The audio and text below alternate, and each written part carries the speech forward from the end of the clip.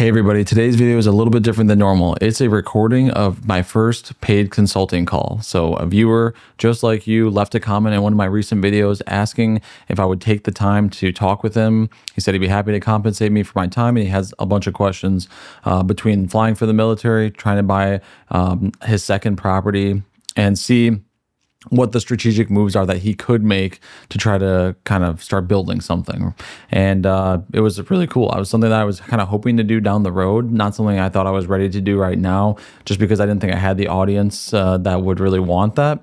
But it turns out that maybe I do, because after he sent me one, I got another request for a consulting call. So it's kind of exciting. It's a longer video. It's a lot of different questions, something I really enjoyed doing, and something that I hope I have the opportunity to do again in the future. It seems like I left him with a lot of good information to build off of from what he told me. And I've texted with him since then and kind of given him some ideas of things that I would do, and actually found a property that might be terrible, but also could have some promise for what he's trying to do next. So, it should be pretty enlightening for you guys. I asked him in advance if I could record the call and use it for a video. And of course he said that'd be awesome, whatever. So we tried to redact things that we felt were sensitive.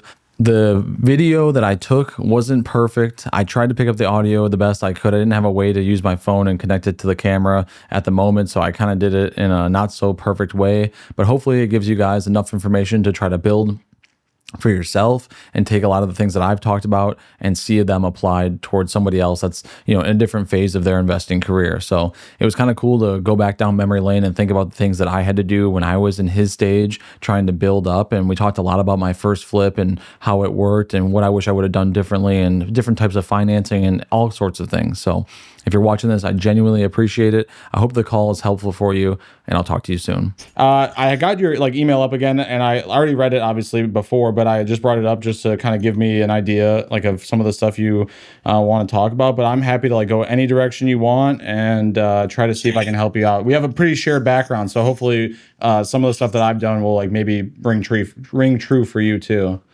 Yeah. Well, that's what that's why I reached out. I was excited when I found your channel, because I was like, damn, this is everything I want to do over the next 10 or 15 years. Yeah. Which was really cool to find, because I never see stuff about how they got started, and it just is very unrelatable. 100%. I'm just making it up as I go. I think, like you said though, I think it's what I saw was hey, no one's actually in the midst of making it, so to speak. They're all these people already did it, and they're oh, I did it, here's how to do it, and it's 10 years, 20 years removed, and it's this advice does not apply to 2026, so right.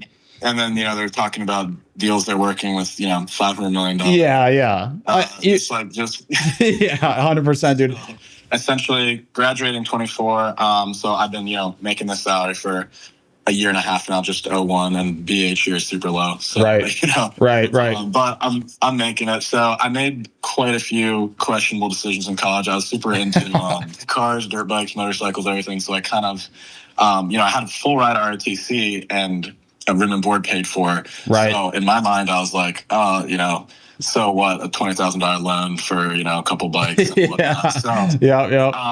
I'm still paying for those mistakes now. I'm trying to get all that in order. So total, all in all, I have around $60,000 of debt. 35 on a car, and then 10 student loan, 10, 15. Or I have the numbers somewhere, but it's basically a couple that career starter loan they offer for. Yeah, I know exactly that loan. My roommate in flight school got it, and he ended up buying a Ducati and a bunch of other stuff, and so that's hilarious. I am very familiar from USA. Yep. Oh yeah, I know exactly what you're talking about. We're talking the same language. Yeah. So of course, I fell into the trap of I won't have to start paying this for another year. It's 4% interest. Of course I'll get it. Which really isn't bad. 4% is not horrible. Yeah, no, it's fine, and the payments everything's super manageable. But 500 here and 300 there, it all eats into my little 01 paycheck. So right.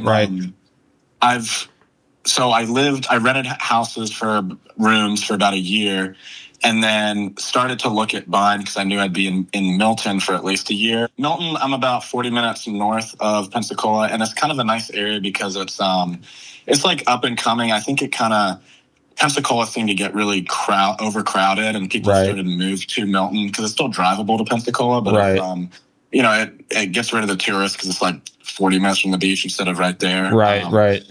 And then the base is right here. So I found a house. It's 10 minutes from base. Right on. Which is sweet. And it's in a small, it's an HOA, but just small neighborhood. They're all like 1,500 to 2,000 square foot houses. And it was super easy to rent out. Basically, I got it for $250 exactly. Okay.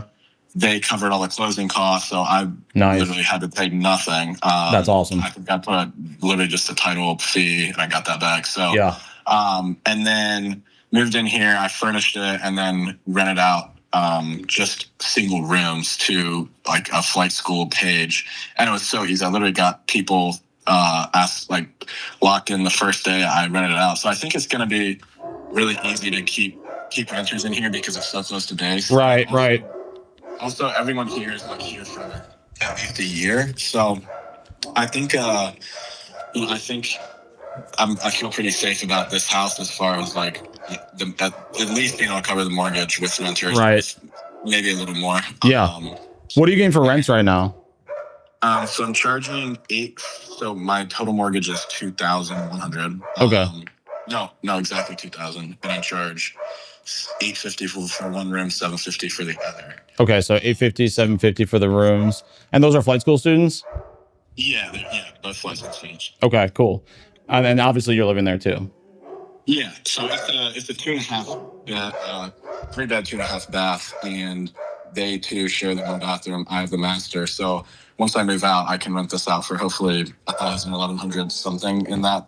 Right. In that range would rent out here for a master with a bathroom. Right. So you'd be like cash flow positive at that point, even if you kept the house. Yeah. Okay, cool. I'm putting the numbers down just so that way I can like keep track of it. Yeah, and it's a 6% interest. Okay. Exactly. I think 6.09. Okay, right on. And you paid $250 for that, right? Yep, $250 exactly. Okay. So yeah, bought this back in August, so not quite a year ago. Okay. Yeah. Okay. So yeah, I mean, so it's $250. You could potentially rent it out for, I'm trying to do like quick math here, like $2,600, like with every room rented. Yeah, I think that'd be reasonable. Yeah, and your total cost per month, like principal, interest, taxes, everything is $2,100. 2,000 even. Oh, 2,000 even. Okay, cool. Okay, so you could you'd be positive cash flow if you moved out of it. Yes. And you could I mean, it really depends, I guess, on what your follow-on training is going to be and if you stay in Milton. But it like in my mind, I'm like, if you stayed in Milton, like if you were able to find another, like, is it reasonable for you to find another place like that for a similar price, or have prices changed a lot since you bought this house? No, they haven't. I've kept an eye on, like, there's a couple houses for sale in the neighborhood. Actually, the house next to mine just sold for $260, exactly the same. Actually, a little nicer. It has wood floors instead of tile. And, okay.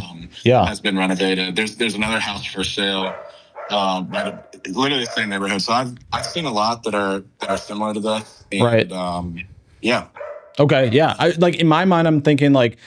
There's a couple different avenues. Obviously, you already used the VA loan once, but you should still have enough on your VA loan to do it again. But it gets a little, and not tricky, it just gets a little more complicated because they're going to, like, do you have leases in place for the rooms that you're renting, or is it like a Venmo, like cash type deal?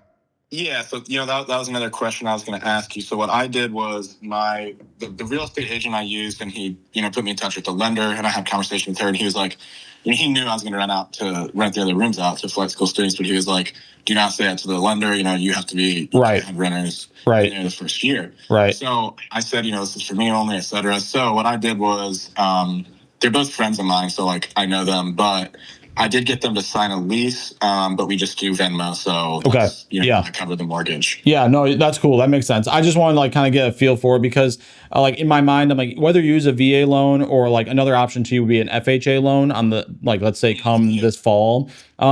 You could go either of those directions, VA loan being probably the lowest rate and no money down, like, and then the FHA loan is going to be pretty comparable in rates, but you'll probably bring like 3.5% down.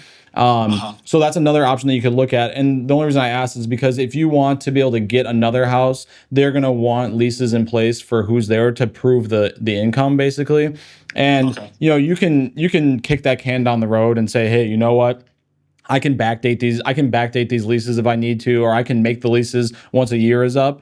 You can do different things to play that game. But long story short, the lender's going to want to see leases that at least cover your payment, or at least, because they're going to just do like a debt to income ratio, right? They're going to say, hey, you're bringing in 80 grand a year, and it costs you, $2,000 a month to own this house. Plus you're going to buy this new house. Now it's $4,000 a month, and they're going to start looking at that with the other debt that you have and be like, maybe not, But if you can get leases in place for these rooms, or for this house, you can give them those leases, and then they'll basically wipe that debt off and potentially give you the $600 monthly cash flow to benefit you. That part is kind of tricky because they usually want it on your tax return, and obviously it's not going to be on your tax return. So it might not benefit you in terms of like raising your income in their eyes, but it might at least mitigate the mortgage, if that makes sense. Okay. Yeah, that makes sense. Do they usually need to see like months of history of that, or is it like some leases only, or do they look at like bank statements? Yeah, like official transactions. Yeah, it's kind of similar to when you got this loan. They're going to probably ask for like the last 2 months of bank statements. They may or may not ask for like the deposits for those rents. The caveat to that is you could be like, oh, well, I got paid cash, and they might be okay with that. They might not. It kind of is lender dependent. But like literally, I just moved. I don't know if in some of my videos I think I may have mentioned it, but I saw that. Yeah, I just moved houses, and the girl I'm dating, she has a house that's a VA loan, and she rents that out, and she's had it rented for like 3 years or so. So when we bought this house, it didn't even show up for her as far as like a debt, because it's rented for like $2,400 a month, and it costs her like $1,600 to own it. So it just basically wipes it off the sheet. Yeah. So what you're trying to do is like literally what we've done with her house, and like it's totally doable.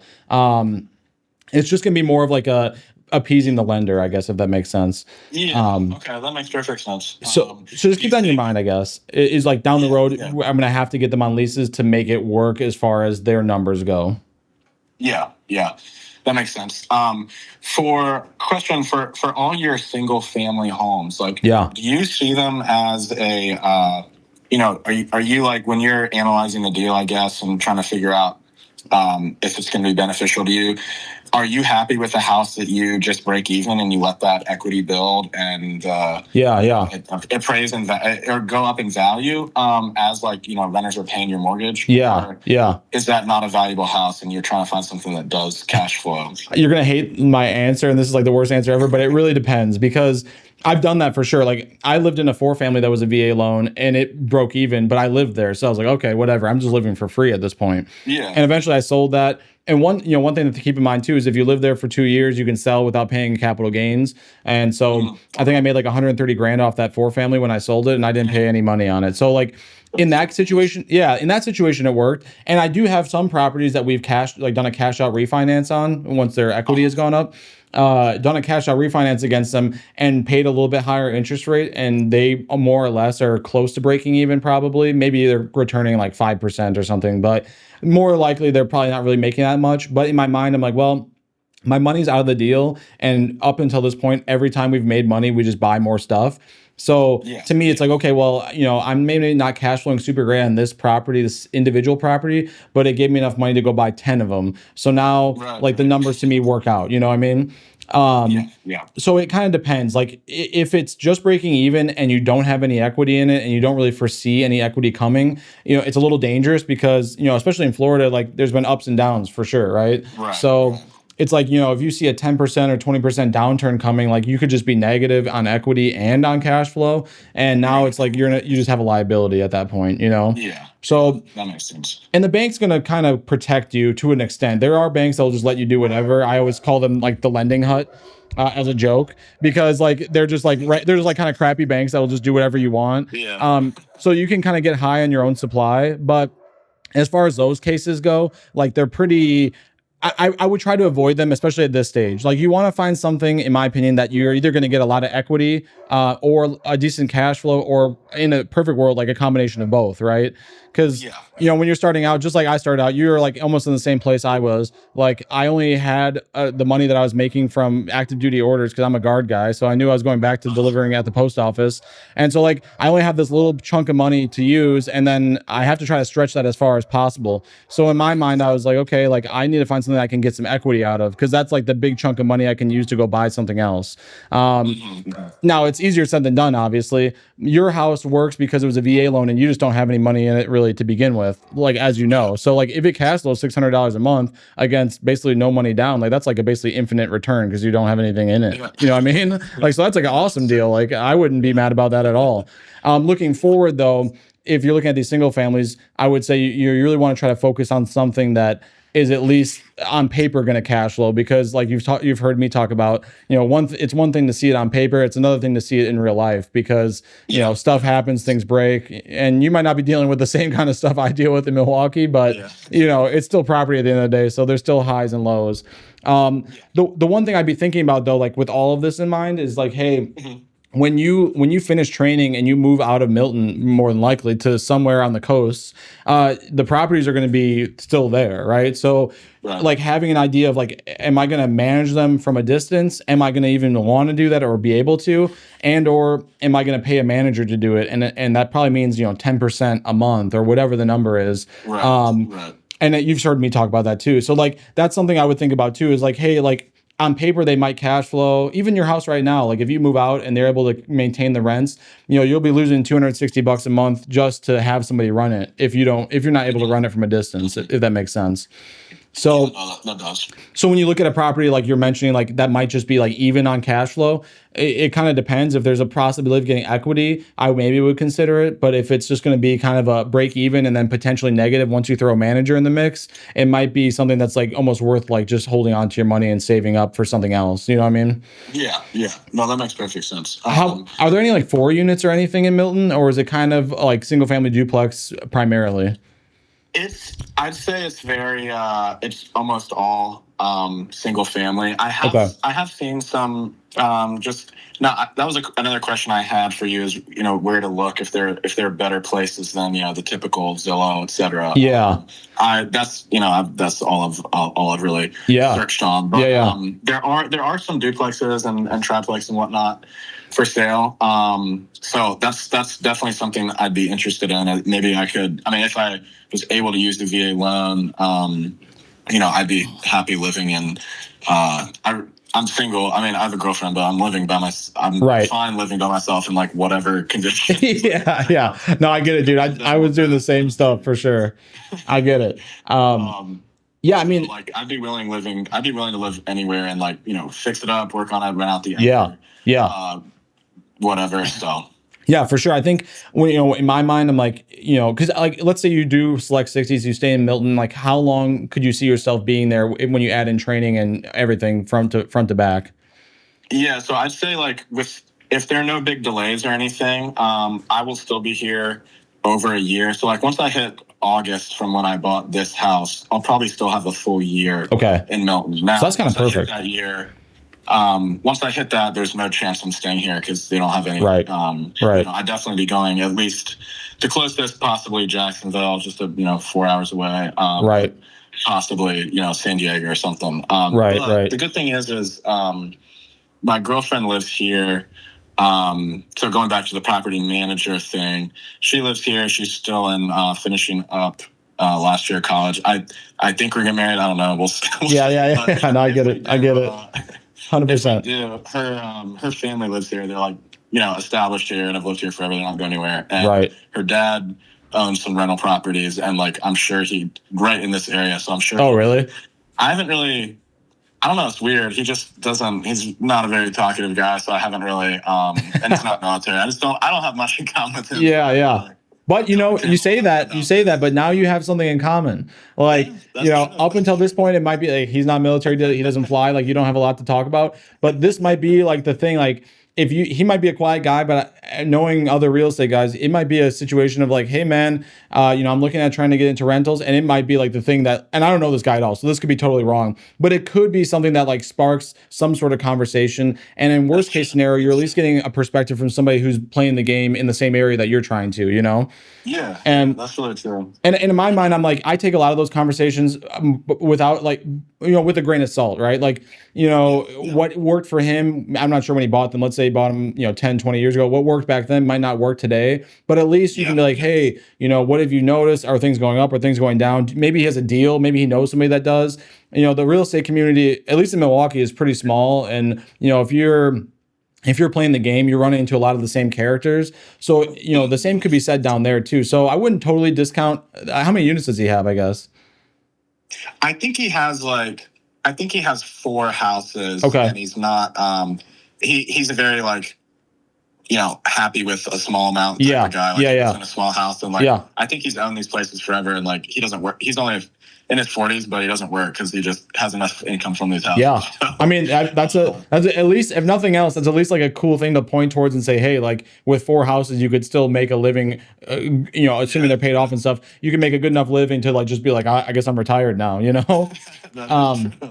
So yeah, like in my mind, I'm like, hey, maybe don't totally discount him as a resource to even just ask questions and say, hey, what has worked for you, what hasn't, and like you said, your guys' goals might be different and it might play out differently for both of you, but it's still somebody that might be at this stage worth talking to. And I have a bunch of those people I've come across where like, some of their advice I really didn't like. Some of it doesn't apply to me, but there's always seems to be one or two things that I hear from them that I'm like, okay, like I'll keep that in the back of my mind and like kind of build off that, Yeah.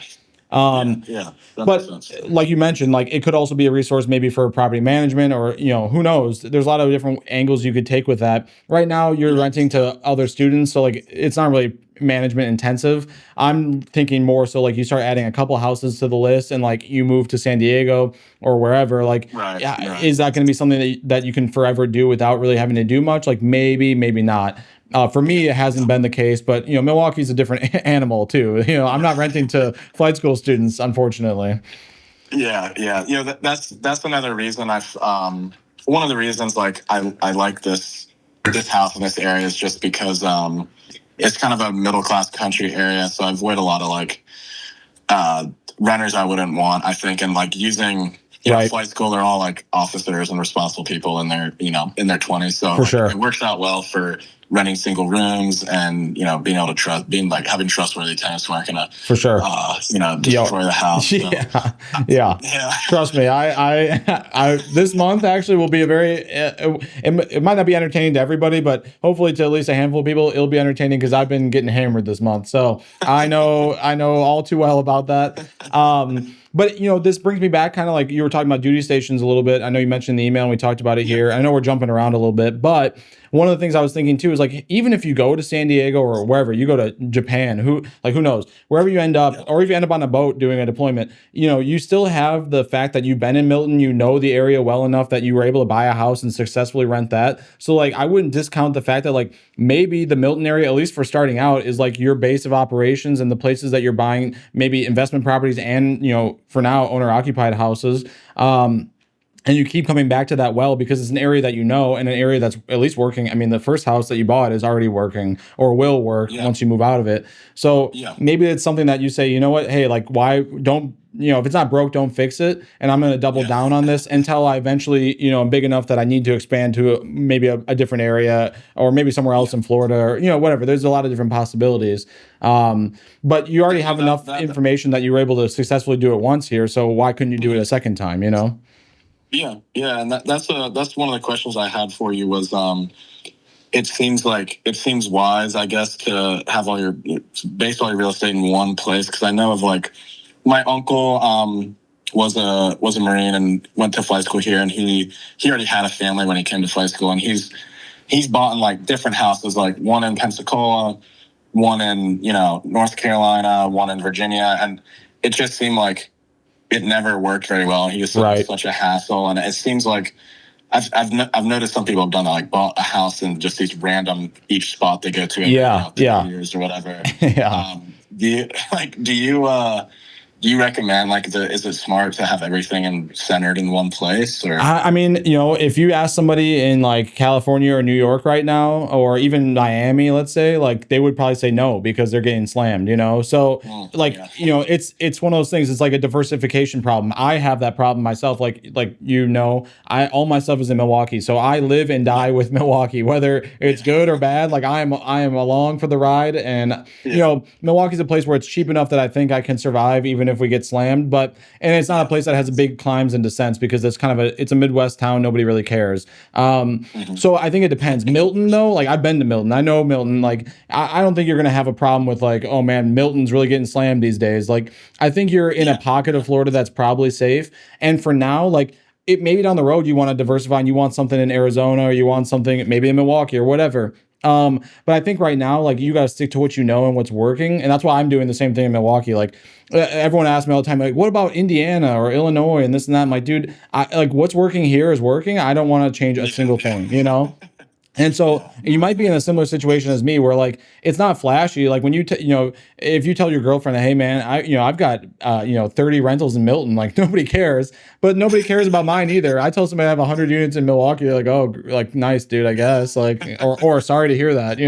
So like I wouldn't be too worried about the diversification of locations because it also creates a management problem too. Right. If you realize, oh, like I can't manage these on my own. I need somebody to help me. Now you need to hire individual managers in all these different cities.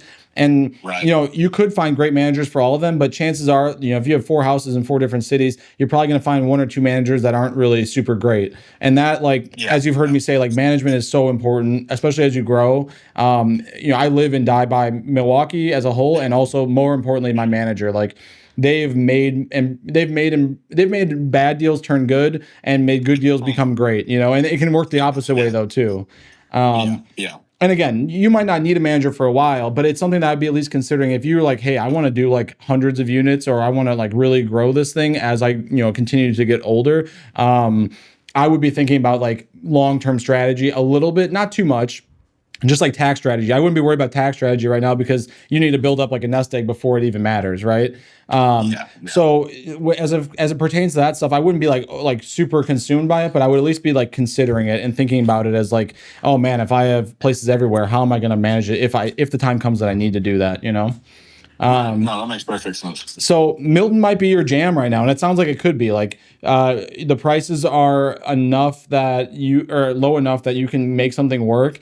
Maybe like in my mind for you, like coming August, I'm like, hey, maybe you could get into like a 3 unit or a duplex, maybe not a 4 unit, depending on what's available. But if you could find something like that, then now, it's not just you're renting rooms, now you're renting full normal units, and you can start to build a little bit of a portfolio. A 3 unit would be like a sweet spot because now it's like you technically kind of have like 4 units, but it's also bedrooms. So like it's a little bit more than that. And you'll probably be able to live for free in a 3 unit, I would think, or pretty close to it. And when you leave, again, it'll be cash flow positive, even if it's a couple $100 a month. And one thing I always tell like my friends, like I'm giving you the same advice I would give like my best friends. And I like because it seems like you really are trying to do it. If I was in your shoes and I was your age and thinking about this, like the other thing to consider is, dude, if you do nothing right, like let's say you do everything wrong, you keep taking on, you buy another car, you go to Ibiza and you spend $100,000, you do all this craziness. If you do nothing else right, like your house will eventually be paid off and it will be free and clear, cash flowing $2,000 a month or whatever. By the time that happens, it'll probably be $3,000 or $4,000 a month because of inflation. If you're in a bind and need that money, you can sell it. And you could sell it, or you could do a cash out refinance against it. Take a loan out against it or a bigger loan against it. There's a lot of options you have, and that's literally if you do nothing right. So like when you look at it through that lens, I look at my portfolio the same way. I'm like, dude, if I don't buy anything ever again, if I don't sell anything ever again, if I just sit on my hands and just fly my plane and the helicopter and call it a day, like it will eventually just be paid off, and it'll be a sizable portfolio that it has no loans against it.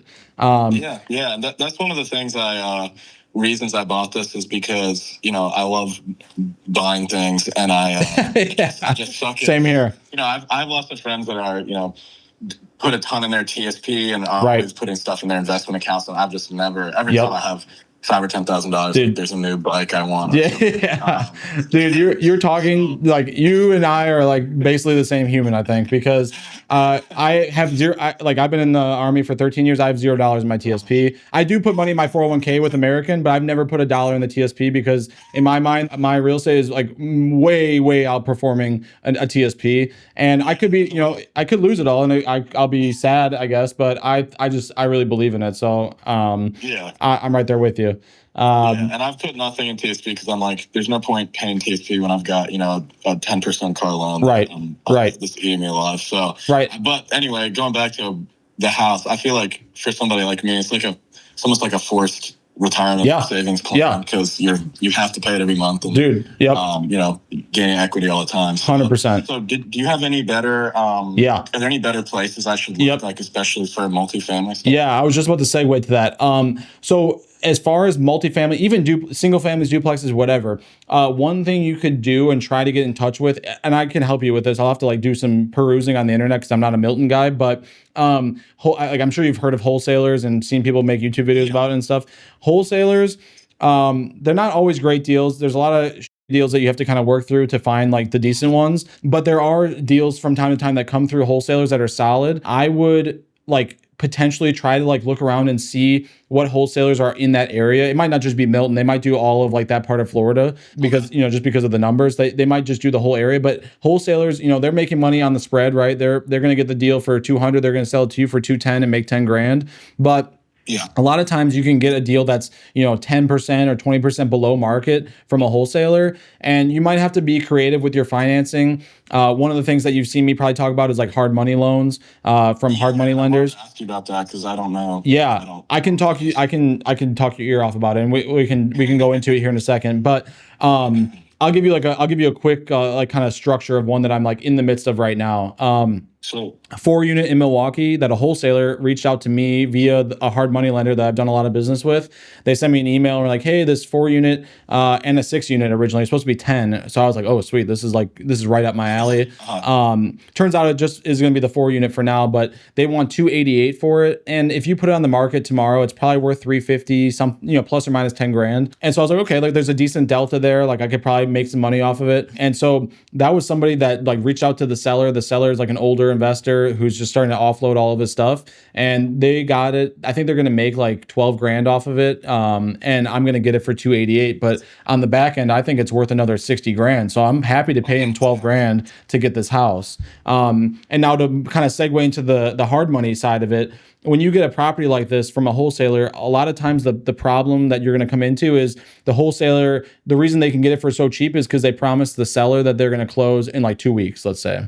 Right. Okay. And that's the problem, right? Because like, why they just don't get the extra.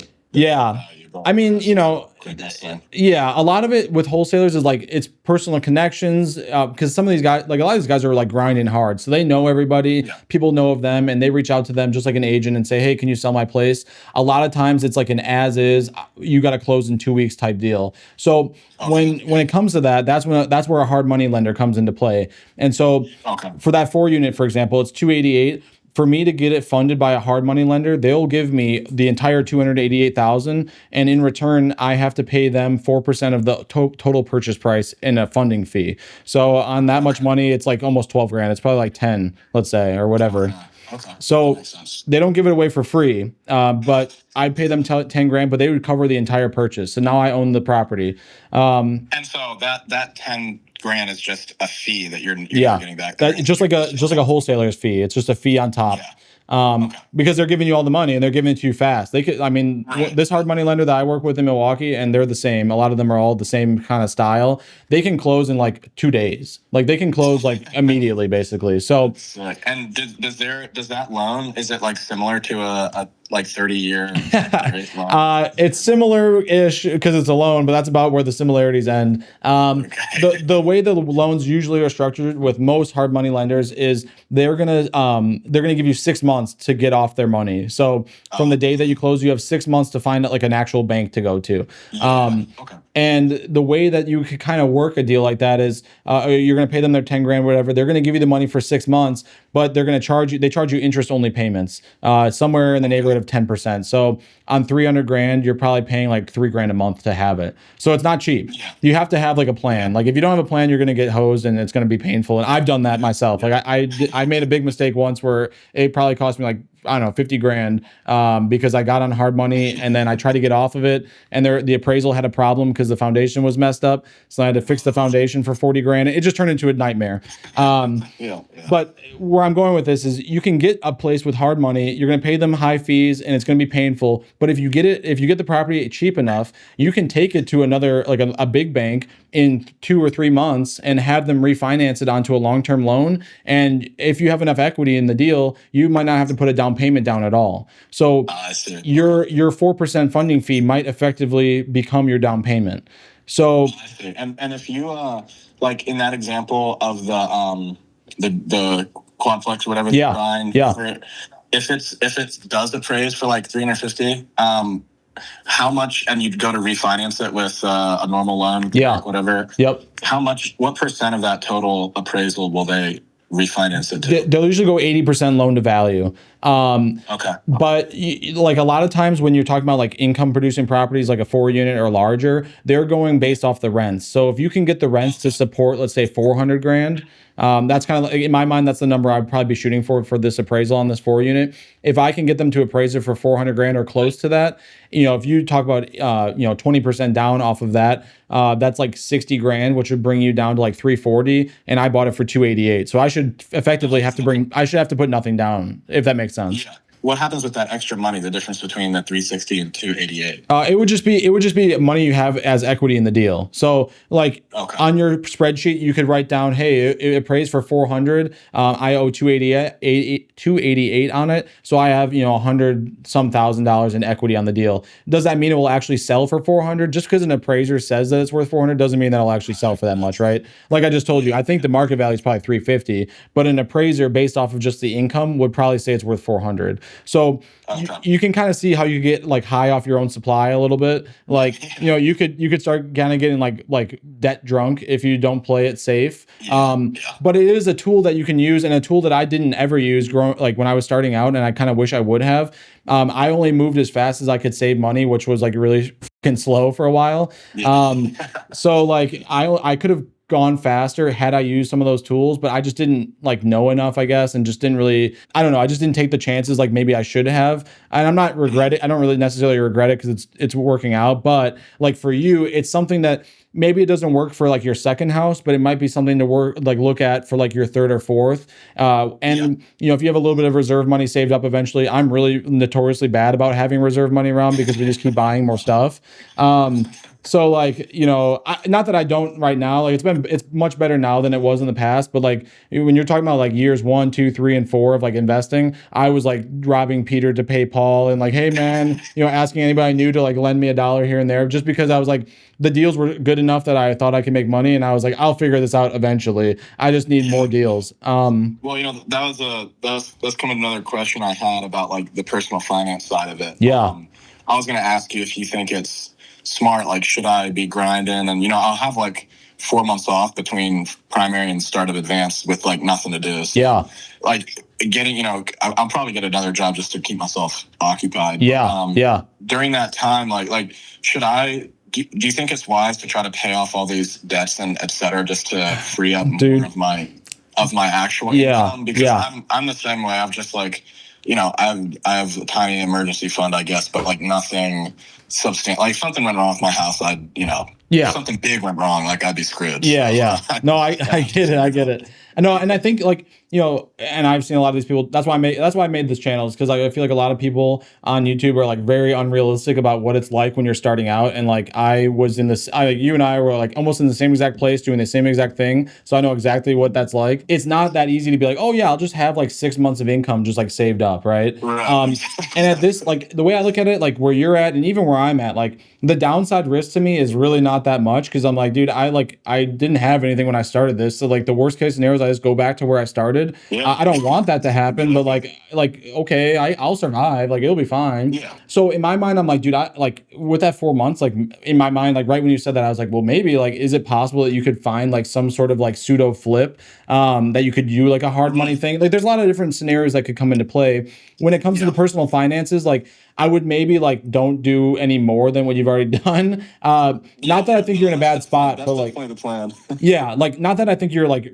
really messed up. Like, dude, I have a GTR and like all this other stuff. Like I spend money too. I have like I bought night vision. Like, you know, I'm not spending money. Like I'm certainly not like like a Dave Ramsey, you know. But at the same time, it's like you know, you have to meter yourself and you don't want to get out over your skis, because now like anything that you spend that's not related to like what you're trying to do with the real estate stuff is going to hurt you to some extent. But in my eyes, I'm like, dude, is buying you know, is your career starter loan gonna freaking like mean that you can never win in real estate? Like obviously not. You know, it's 20 grand. 20 grand right now is a ton for like where you're at, but 20 grand eventually will be like, what, I just lost 20 grand like literally last week because the 2 sewer laterals blew up. So like, you know, like it just that stuff happens, and eventually the numbers will like be different. So in my mind, I'm like, I wouldn't like purposely take on like a ton more debt, at least for the like the next couple of years, and try to like focus in on like getting more rentals, because eventually like what you're spending will just equate to what you're getting in equity every year on your properties, and it will kind of just wash out, right?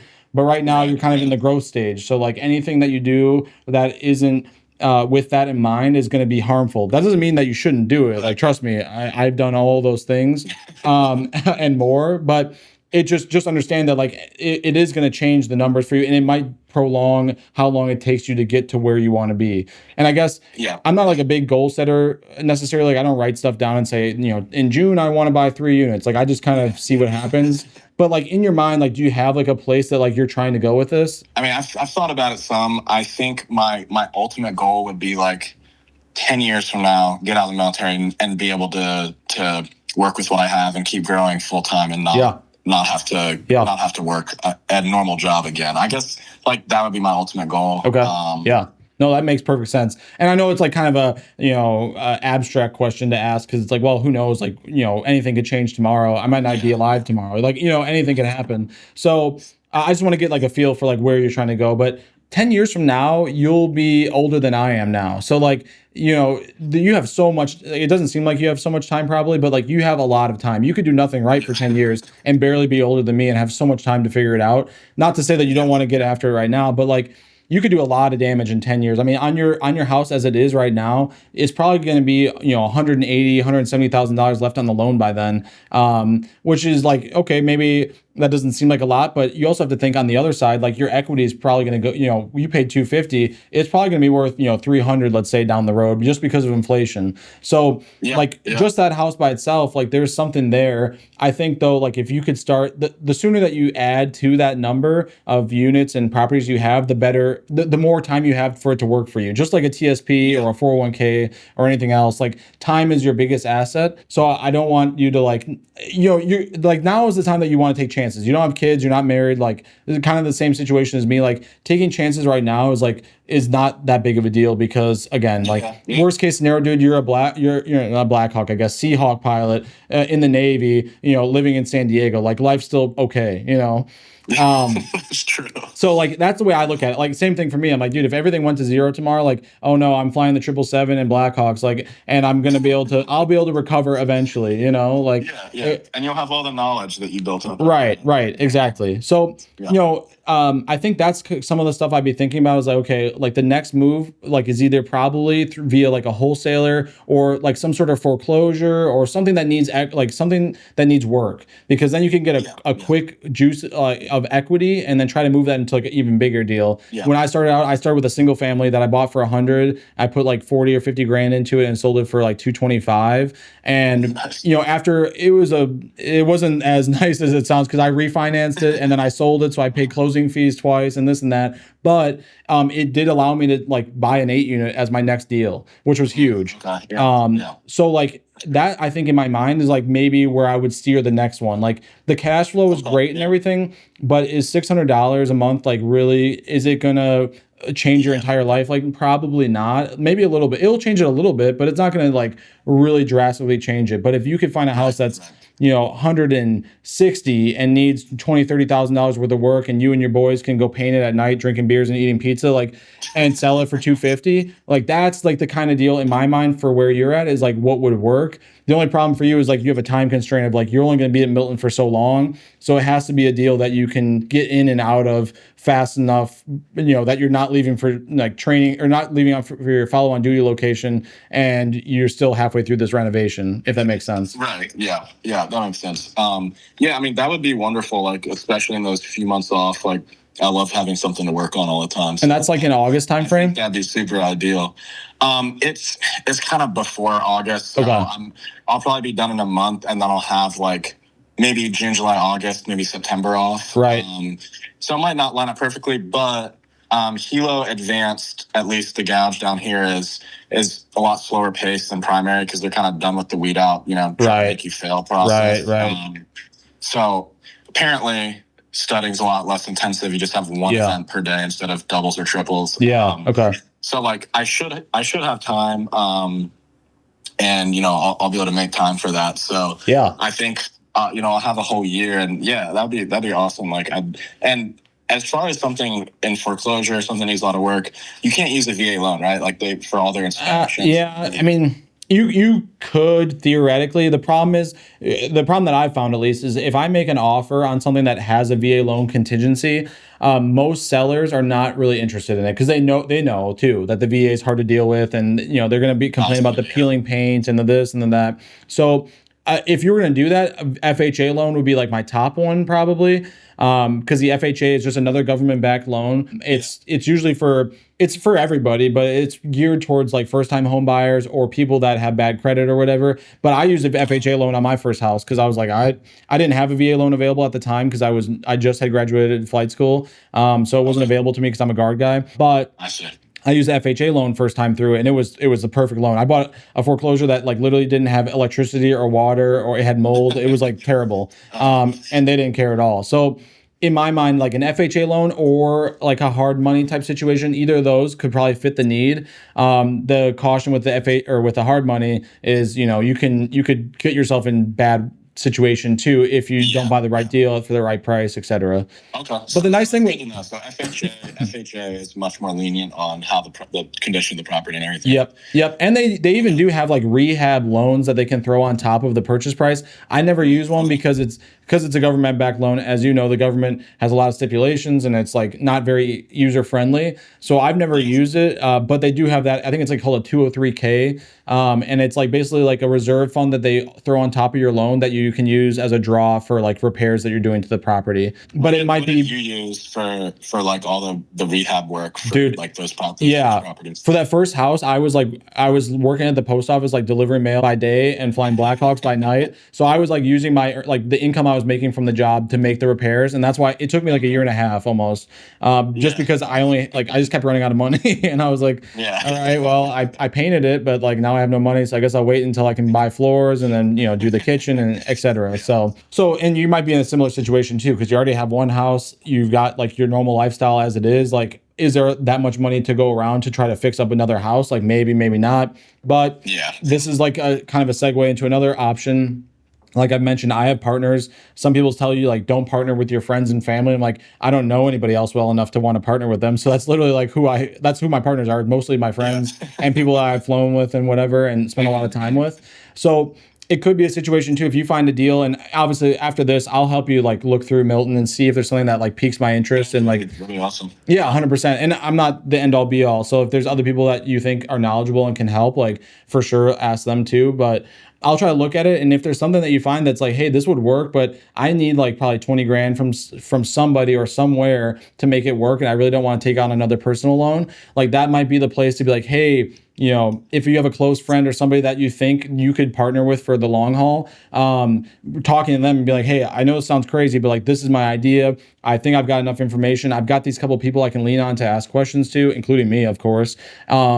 And you can try to do that. And that might be the way to start. Like when I bought that 8 unit, I only had, I think 50 grand after everything was said and done. And I needed like another 20 to get the deal done. And that's how I got my first partner. And it was a mechanic and crew chief that I fly with all the time.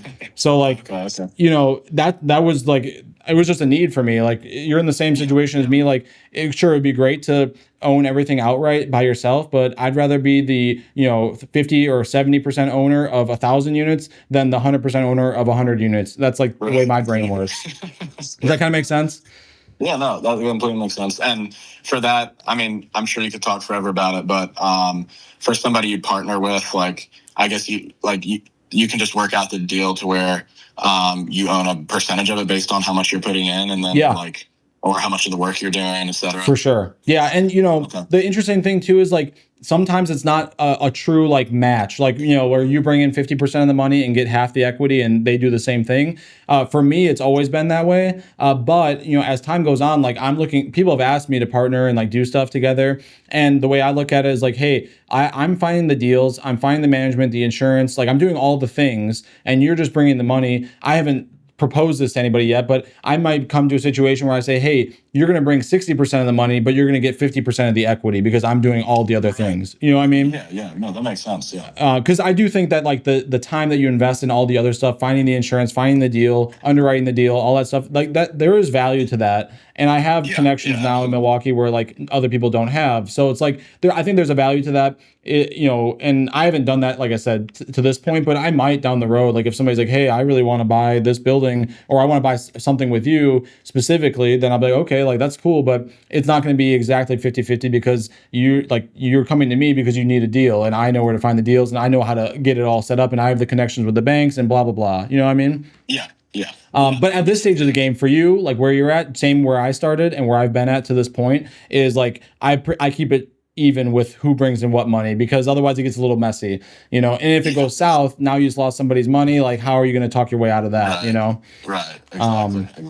Okay. That makes sense. In an ideal world, like my first partner, him and I, like I literally told him, I was like, I don't know if this 8 unit is like going to work, but like, I'm going to try obviously. Yeah. But like, I don't know, it might go terribly wrong. And he's like, oh, it's cool, dude. Like, it sounds good. I'm in. And I'm like, I need people like that kind of are like they're also a little bit, they're not risk adverse. They're okay with taking a chance. And all that, like you'll figure that out. And the people that come to your mind that like, there might be somebody that would be fitting for that, Yeah, no, absolutely. Okay. Yeah, that makes perfect sense. Yeah. But when you go to a bank and you're like with one of your flight school bros and both of you have full-time Navy jobs flying helicopters in general or just flying in general, like that's an easy sell to a bank to say, hey, we're new investors. We've never bought a duplex before, but hey, we've got full-time jobs. We've got awesome benefits, like really low overhead for our normal like personal finances. Like we're pretty good risk for you guys to take on. And that might be, that's the angle I've been doing. All of us still have full-time jobs and it's really helped us continue to get loans and continue to get keep things moving, I guess. Sweet. Well, yeah, thanks so much for all that. I think that's I've got a lot to think about. So I'll definitely think more about what I can do in Milton, at least for the next year. And I know a lot of people here, so I mean just as far as like I'll be back in the area, and I mean there's also a lot of like a ton of pilots come back here, Navy guys come back here for being an instructor or a million other jobs here. So for sure. I think it's like not unlikely if I wanted to come back here and continue while still in active duty in like 6 years or whatever. It's a possibility too. Right. And I was about to say that too. I'm like, dude, you might be back there and like your rentals that you bought now and like the next couple of years are still going to be there, and you're back there instructing or whatever. And like I think this could be a good place for you. Like I said, you've already got one that's working, so why change something that's not broken? It's going to be a matter of finding the right deal. And like literally after this, I'm just going to peruse around and see what Milton's got to offer and see if there's anything that like obviously you might be a couple months removed from buying something,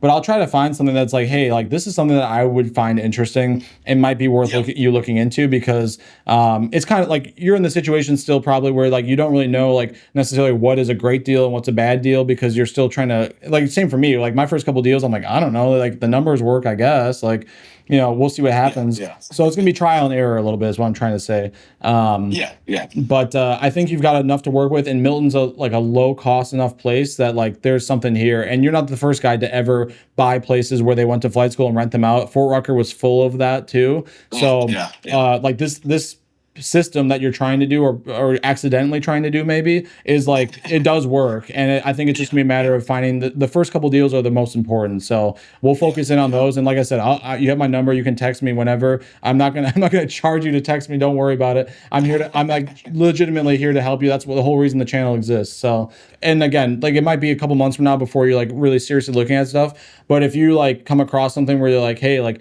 this might be a good deal to like really like look into, and I'll look at it too in advance and be like, okay, yeah, let's take a look at this. We can do the whole like deal analysis, and like I'll put it through the pro formas that I have and try to be as close to the numbers as possible and see if it's something that works. And then we can kind of like really get eyes on it. And I fly for an airline, so who knows? Maybe I'll end up in Milton somehow, and you can come show me the place in person or something. Yeah, that'd be dope. That'd be dope. Okay, yeah. Sweet. Well, yeah, that all sounds great. Like I said, you and I are like literally from a lot of the same background, so hopefully what I have to say will be at least a little bit more useful, because like I did the same stuff, you know. Before I got to flight school for the Army, I got in like to flight school when I was 18, so I was like a child. But prior to that, I was like in the delayed entry program for the Marine Corps, and I was supposed to leave for basic training. And like sometimes I think like, dude, if I had gone that route, active duty Marines, like I would probably have like an untold amount of debt and like a bunch of kids, and there was a couple divorces. Like life would have been chaos, you know. And like, not to say that's bad necessarily, but like it just would be way different than what it is right now. So like, in the same token, I also met people that like in the real estate game and just in life in general that have steered me away from a lot of like really destructive habits and just, you know, whatever. So I think, to me, I found it extremely valuable, and I'm like trying to carry that forward for other people. The problem for me is just like the time constraints, like, you know, like between flying for the airline and flying for the Guard and doing the real estate stuff and like trying to make a video from time to time. Like, it's just my time is like kind of limited sometimes. But I do like the whole idea with the channel is like eventually to do like maybe some coaching. I don't want to sell a course. I was like, the coaching call to me seems like the way to go, because like we're talking about Milton, Florida. Like what applies to Milton, Florida is not going to apply to Colorado. It's not going to apply to Milwaukee. Like it's so localized and it's so specific to each person that it's like, okay, this really has to be like an individual, like one-on-one almost type thing. I'm also trying to like give like genuine advice that like I would give like my best friends, my family, whoever. Like I'm not here to like bullshit people and try to collect fees. Like the real estate thing is still my full time. Like that's like what I'm like dead set on, and that's like I'm all in, all chips in on that. So, but there's, because you know, there's people out there that they're talking about how they made a business, but the only business they ever made was selling coaching calls and courses, you know. And no, I'm trying to do the opposite. Like I'm trying to do like the Ben Mala, like make a business and like try to help people along the way, maybe. Last question I have for you. You got it.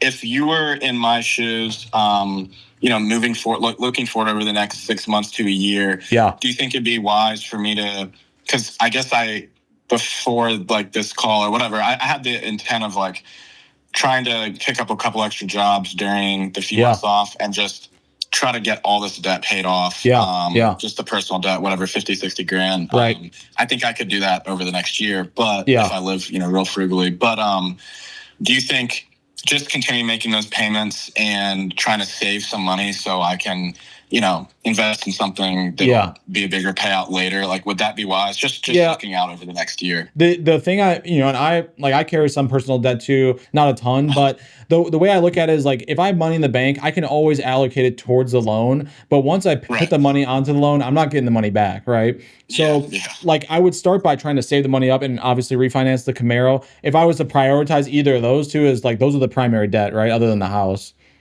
Yes, correct. Yeah, so I would, the Camaro would be my number one, because the career starter loan at 4%, I would just forget you even have it and just keep paying it, because it's not going to make a huge difference. I would rather have that 20 grand or whatever's left on it in my bank for a real estate deal or whatever else than to pay off a 4% loan, because 4% right now is cheaper than you could get a mortgage, you know?